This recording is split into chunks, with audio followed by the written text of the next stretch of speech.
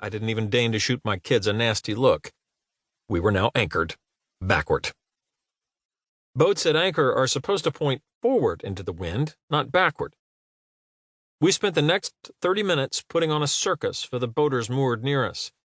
I imagine the other boaters' mocking thoughts as they sat quietly poised in their cockpits, their bows bobbing up and down, annoyingly pointed into the wind.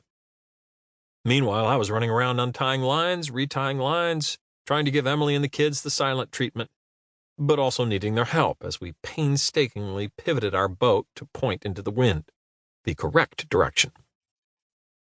The direction we would have been if they had gotten the line the first time, if both engines had worked, if we all hadn't felt nauseous, if.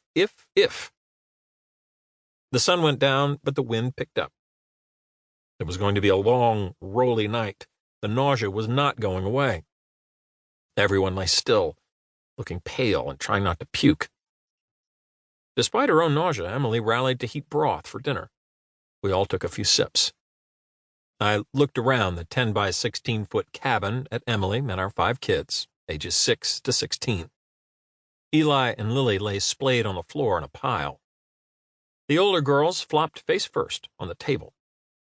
Not one of them was happy. "Whose dumb idea was this?" I asked. Their heads lifted and looked at me. I wasn't asking about this anchorage or this little overnight stay. I was talking about the whole trip, quitting my job, packing up our stuff, leaving our apartment and friends in New York City, flying to the Caribbean, moving aboard a fixer-upper boat we'd never seen before, and imagining we could sail all over the planet for the next year. All their fingers pointed at me. "It was your idea, Dad!" They burst out laughing. I couldn't help but crack a smile, too.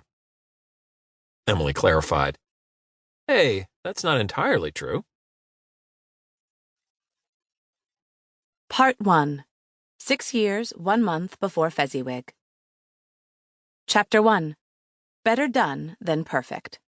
Upper Manhattan, New York, 6 years before Fezziwig. Emily. I'm not sure why Erik first fell in love with sailing. His first sail wasn't pleasant. He and 2 buddies sweltered on a blazing, windless day up the Hudson River. Erik threw up 5 times between his friend's boat, his friend's car, and our apartment. Still, he loved the water, being on the water and traveling by water rather than being hemmed in by it. He figured he could work around the seasickness.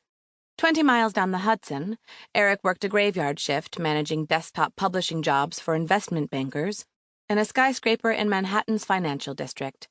But we hadn't come to New York City so Erik could sit in a windowless office from 4 to midnight 5 nights a week. We came for Broadway. Erik writes musicals, plays, novels, and songs. He has a degree in music. He's also analytical, creating budgets, timelines, and contracts. He's one of those right-brained and left-brained people.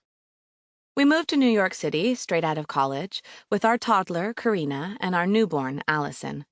We rented a 2-bedroom, 1-bathroom apartment in northern Manhattan.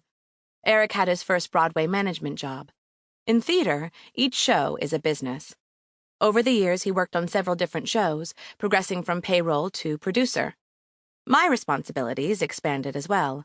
Every time we had a baby, Erik called it a promotion. Our daughter, Sarah Jane, was born shortly after the 9/11 terrorist attack. Erik quit his job managing national tours for Wicked, one of the most stable and prestigious shows in the theater industry, to produce a new off-Broadway musical.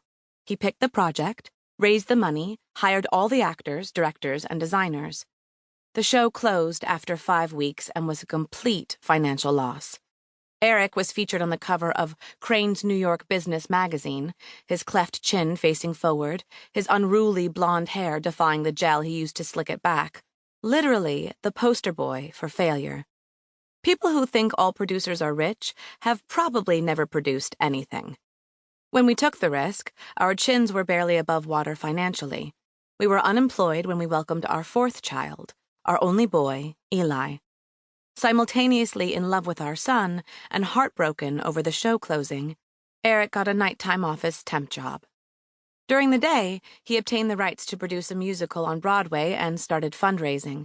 He produced workshop readings of 2 of his plays.